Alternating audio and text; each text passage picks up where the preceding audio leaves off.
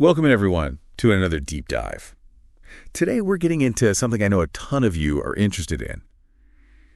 It's stress management. And who isn't looking for better ways to handle stress? It's such a universal experience. Exactly. Here. And we've got this awesome document called Tips for Combating Stress. And we're going to go through it and really pull out the most useful stuff. Yeah. The stuff that you can actually use. Yeah, I love how it's not just like generic advice. No, not at all. It really breaks it down in a practical way. It does. Like one of the first things I noticed is how it tackles stress from multiple angles, like physical, mental, and emotional.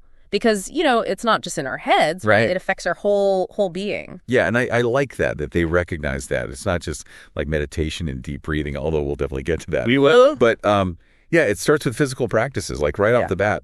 It's exercise regularly. Mm-hmm. And I know we always hear about those endorphins. Right. But honestly, even like a short walk. Yeah. Just getting outside for a bit. Totally. It can totally change my outlook. Yeah. And there's a reason for that, like a real physiological reason. Really? Exercise isn't just a distraction. Correct. It actually helps regulate. Have you heard of cortisol? Cortisol, yeah. Yeah. So that's a major hormone that's involved in our stress response. Oh. So when you're exercising, you're not just feeling better temporarily.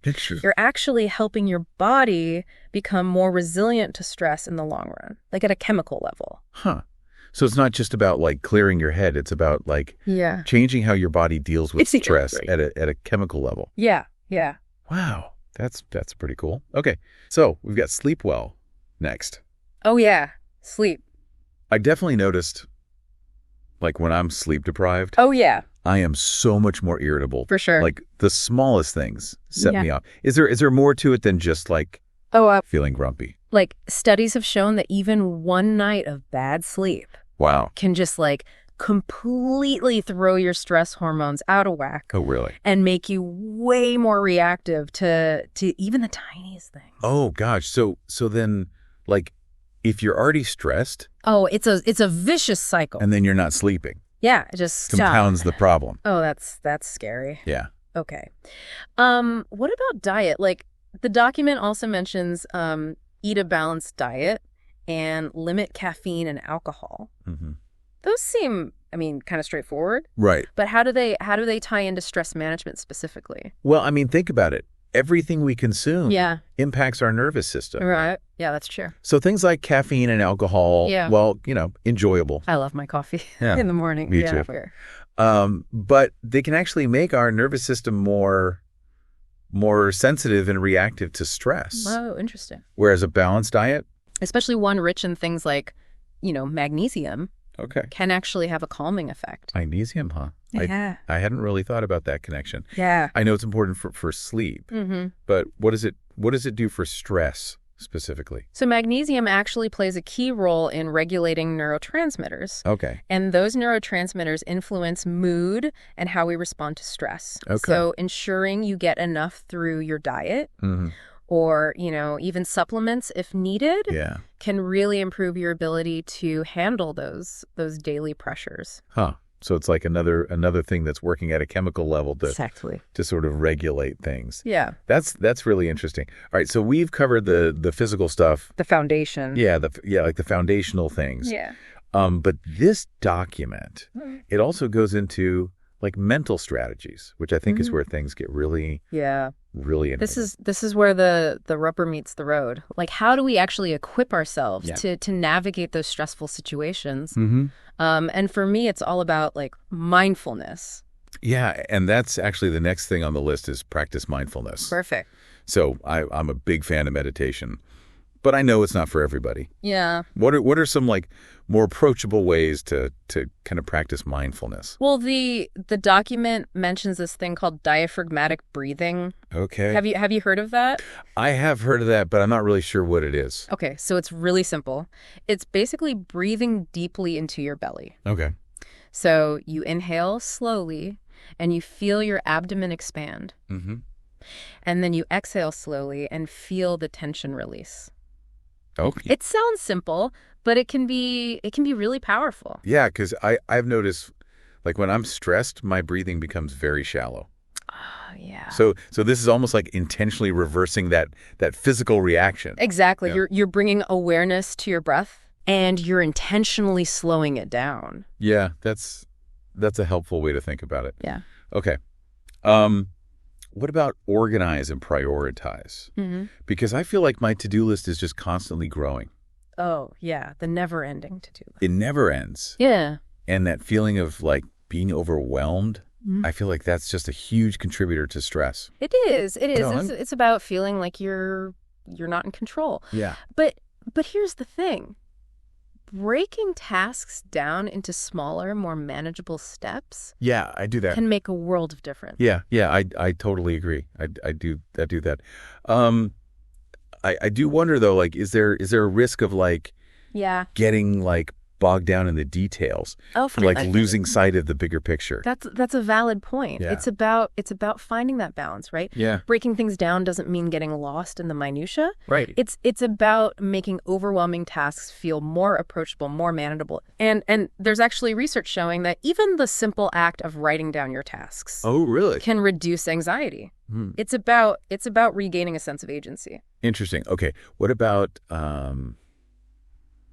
limit overstimulation? Mm-hmm. I feel like this is especially relevant now, like in today's world with constant notifications and the news cycle and everything. 24/7 news cycle. It's just, it's crazy. Yeah, I think, the document mentions social media, which is definitely a big one. Yeah. But I think it's important to acknowledge, like, any kind of information overload, even news, right? Yeah. Can contribute to stress. It's like our brains are just constantly bombarded and there's no time for peace and quiet. Yeah, we're not really giving ourselves any downtime to process things. Right. So while limiting overstimulation is crucial, the source also points out that nurturing our emotional well-being is just as important. Absolutely.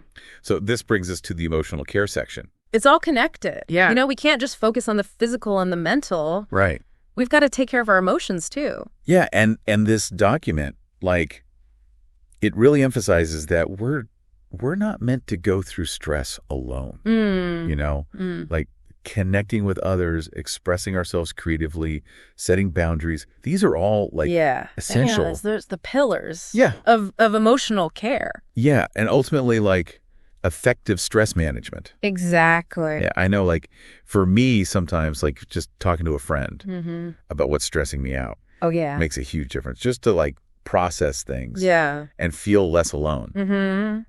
What are your thoughts on that? Well, there's actually like a biological basis for that. Really? Yeah. So social connection releases oxytocin. Okay. Have you heard of oxytocin? I have heard of oxytocin. Yeah. So it's a hormone. Okay. And it's been linked to reduced stress and increased feelings of well-being. Oh, wow. So it's not just about, feeling supported emotionally. Right. It's actually like a physiological impact. Interesting. So it's like another one of those chemical things. It is. That's happening in the body. Yeah. Wow. That's fascinating.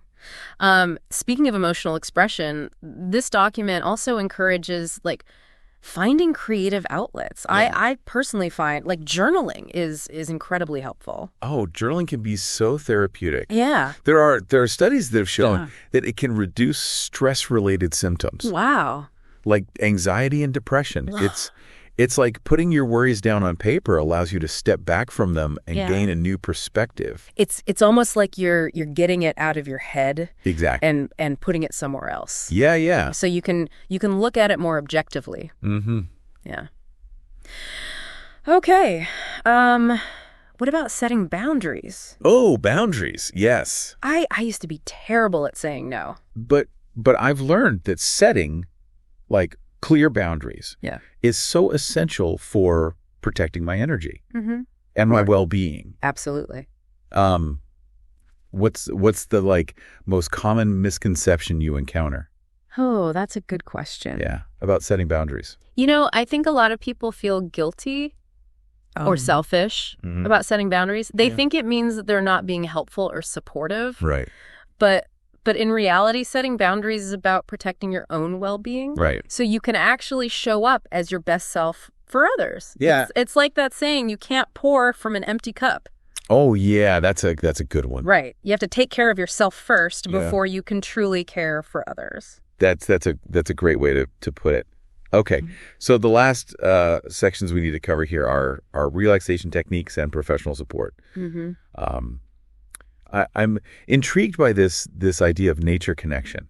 Oh, yeah. Nature is so powerful. Yeah. Spending time in nature can have a profoundly calming effect.